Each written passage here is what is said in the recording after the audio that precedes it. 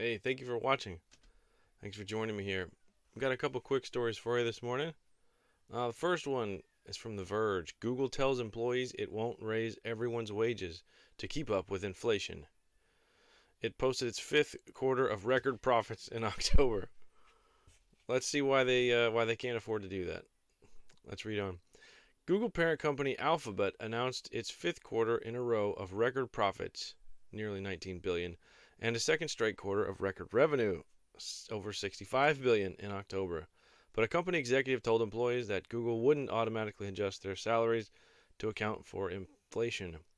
According to CNBC, Google's VP of Compensation, Frank Wagner, told employees at a company all-hands meeting on December 7th that Google doesn't, quote, have any plans to do any type of across-the-board type adjustment, end quote, when asked about the inflation rate in the U.S. Wagner did hint that the company's compensation budget, quote, reflected the higher cost of labor that comes with increased prices, according to CNBC. However, he said that the company would rather pay any increased wages based on performance rather than do an across-the-board increase. So, I don't understand that. Everybody's gas is more expensive. Everybody's milk is more expensive. Everybody's loaf of bread, dozen eggs is more expensive. Why don't you give everyone kind of an even bump to keep up with inflation, and anything extra for employees that are earning extra by their extra work? Maybe you could do that. Just a thought. While rewarding the top performing employees makes more intuitive sense if you don't think about it, it could also end up reinforcing people's rankings. Having to worry less about money means you can concentrate more on your work and even afford better quality time off to recharge. Very true.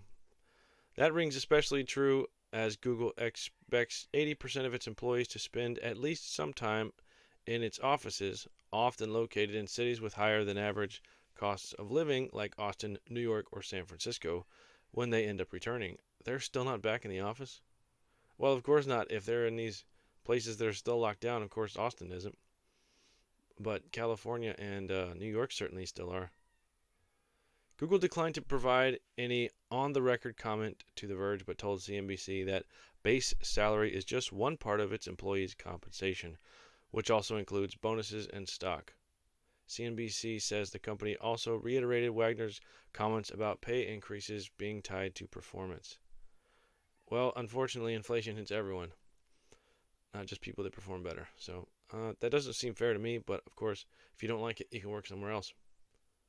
But that's story number one today. Google tells employees it won't raise everyone's wages to keep up with inflation, even as it posts record profit and revenue. Make of that what you will. Story number two today. Microsoft offers Office Pirates a sweet deal. This is pretty interesting here. Office Pirates started finding something new in their software, an enticingly huge discount on a Microsoft 365 subscription. That's a cool logo. I want to use that for something. Conventionally, software makers are supposed to be against piracy, but even the most lawful good of them understand a basic principle. If someone can't afford to buy something from you, they won't, whether or not they get it at a cheaper price somewhere else. Microsoft seems to have realized this, as it's sending discounted offerings to some users of its Office program suite, which are using it in less than legitimate ways. Gax noticed that at least a few people using a pirated version of Office were getting a message in the software tempting them with a 50% discount on a Microsoft 365 subscription, which includes all the major Office apps, and you get updates whenever there's an update. You get it. You're not stuck with. If you just buy Office as it stands now, that's what you get. You don't get a newer version. You're stuck with it. Not so with 365. I think the best part of 365 is the cloud storage you get, like a terabyte or something like that, and up to 5 or 6 household members you can share it with. They each get a terabyte, not to mention access to all the Office apps and everything. The promotional page users were sent to also includes a lot of warnings on the dangers of general naughtiness of software piracy, but it also includes a sweet discount on a year of service. Notably, the discount was only for Microsoft 365. Man, they really want people to pay monthly for this stuff, and not the pricey standalone version of Office 2021, which is more natural target for software pirates. While Microsoft 365 is $10 a month for one user, I believe it's $70 a year. I could be wrong about that. Office Home and Business and its perpetual use license is a pricey $250 for one machine. Ouch. The discount is only appearing for some users in some markets. If you think it's a good idea to rush out and pirate Office in the hopes of getting a discount, you might want to think twice. Besides, there are much easier and safer ways to save money on Office. The messaging in this targeted discount is clear. Not only is Microsoft pushing its subscription services hard for regular users, it wants to convert at least a few software pirates into software as a service customers. That seems like a tall order.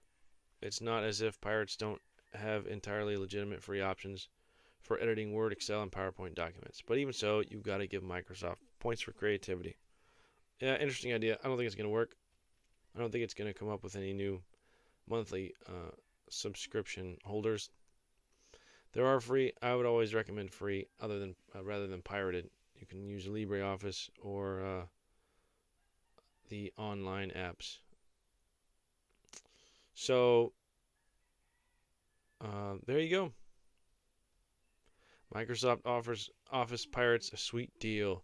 Like this article said at the bottom, I definitely wouldn't recommend going out and downloading a pirated version of Office just to see if you get a discount. Probably not a good idea. But there you go. That's all I've got for today. Hey, if you find these interesting, useful in any way, consider subscribing. I would appreciate it. But that's all we've got today. Have a good one.